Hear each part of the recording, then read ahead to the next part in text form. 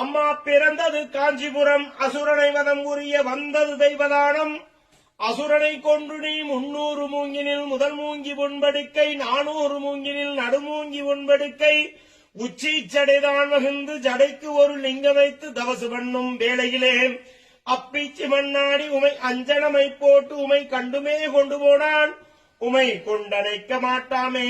அப்பீச்சி மண்ணாடி உமை பொட்டியில் தான் அடைத்து லிங்கம்மாகேணி பாதாளம் தன்னருகையில் போட்டான் உன் பொட்டி மிதக்க தலையாத்து கோம்பையிலே தங்கமழை பெய்யுதங்கே